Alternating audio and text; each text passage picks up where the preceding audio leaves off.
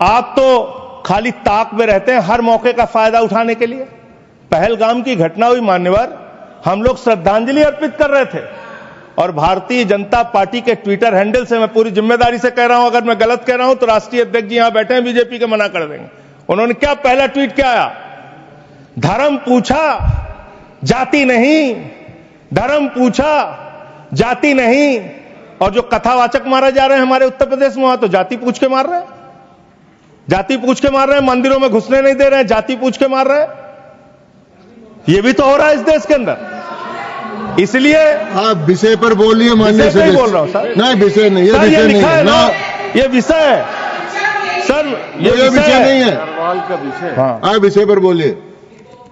विषय यही है सर, विषय यही है। नरवाल और आप एक बात मैं कह सकता हूं सर, विदेश सचिव का नाम नहीं लिखे, मंत्रालय का नाम लिखे। ये काहे के लिए? ये है सर, हम ऑफिसर्स अच्छा चलिए ठीक, जो आपको ठीक लगे सर, जैसे आपने ऑफिसर्स का नाम सर, नहीं ले सकते। नो, चलिए सर, नो सर वैसे मैं एक बात कह सकता हूं और सरकार को इसको ध्यान देना चाहिए सर। मैं बड़ी गंभीरता से इस बात को कह रहा हूं। आप गोदी मीडिया से अपनी चाटुकारिता दिन रात करवाना चाहते हैं, करवाइए, कोई हमें दिक्कत नहीं है, वो लोग करेंगे ही।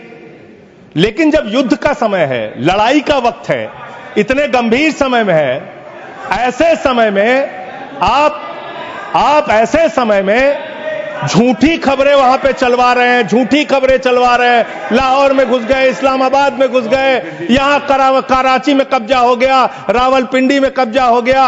अरे भाई, ऐसे वक्त में हमारी सेनाएं लड़ रही होती हैं, उनको सही जानकारी सारी चीजों की होती है, परिस्थितियों का। आप उनके जीवन को संकट में डाल रहे हैं। कौन कहां लड़ रहा है, किस पोजीशन पे है, आप दुनिया भर की जो भी मन हो रहा खबरें चलाए जा रहे हैं मीडिया पे, तो इस पर भी रोक लगनी चाहिए। तीसरी बात, यहां पे चाइना की भी बात हुई।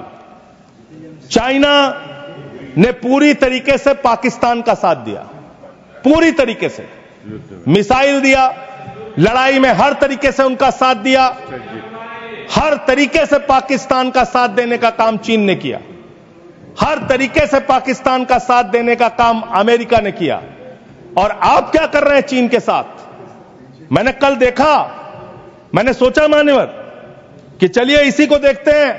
गलवान घाटी में जब हमारे जवान शहीद हुए, उसके बाद हमने चीन से अपने कैसे रिश्ते किए, आपने क्या किया, यह पूरे देश को जानना चाहिए और खास तौर से आपके समर्थकों को।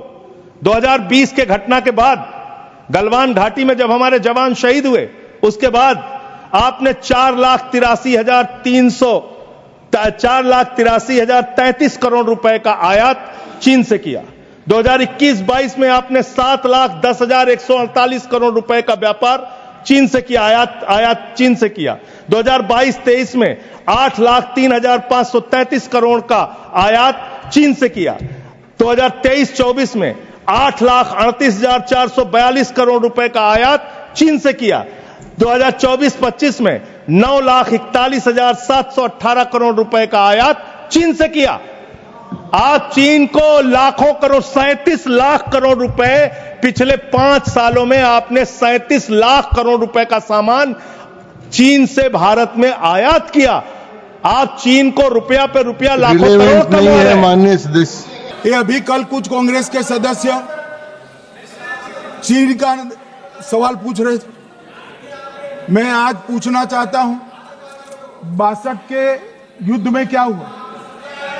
38,000 वर्ग मीटर, पूरा सदन ध्यान से सुने, 38,000 वर्ग मीटर अक्साई चीन का हिस्सा चीन को दे दिया गया। और वर्ग किलोमीटर ही बोला, वर्ग किलोमीटर। और मान्यवर, ऐसी ही चर्चा उस वक्त सदन में हुई। मैं तो बड़ी गंभीरता से जवाब दे रहा हूं, मुझे बोलने नहीं देते। जवाहरलाल नेहरू जी ने क्या कहा?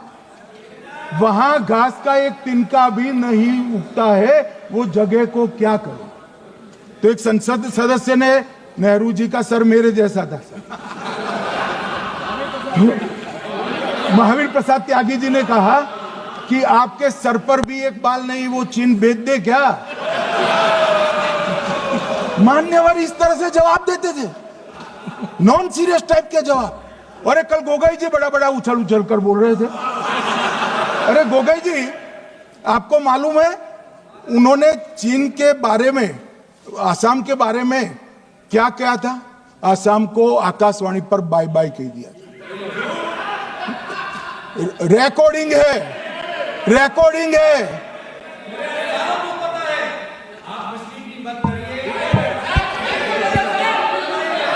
मान्यवर, मैं भी सहमत हूं, मैं भी सहमत हूं, पूरे असम को पता है। मान्यवर,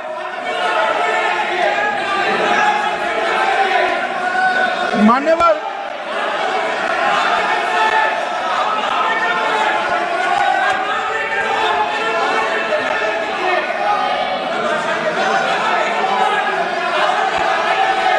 मान्यवर, मुझे मालूम है पूरे असम को पता है, इसीलिए तो वो विरोध पक्ष में बैठे हैं वहां पर असम में।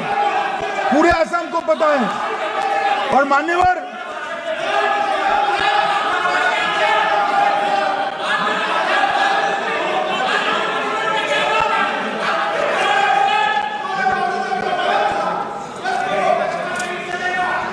मान्यवर, मान्यवर, जोर से बोलने से सत्य को छिपाया नहीं जा सकता।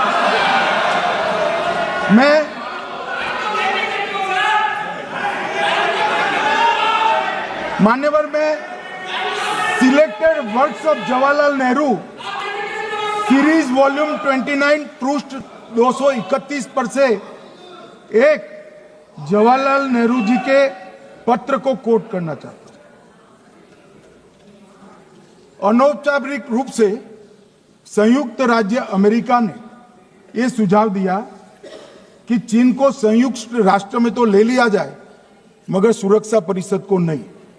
सुरक्षा परिषद में भारत को लेना चाहिए, यह अमेरिका का प्रस्ताव था। नेहरू जी ने कहा, हम इसे स्वीकार नहीं करते क्योंकि इससे चीन के साथ हमारे संबंध खराब होंगे और चीन जैसे महान देश को बुरा लगेगा।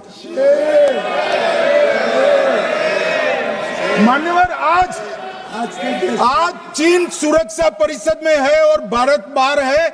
मोदी जी प्रयास करें अंदर ले जाने का, इसका कारण जवाहरलाल नेहरू का ये स्टैंड है।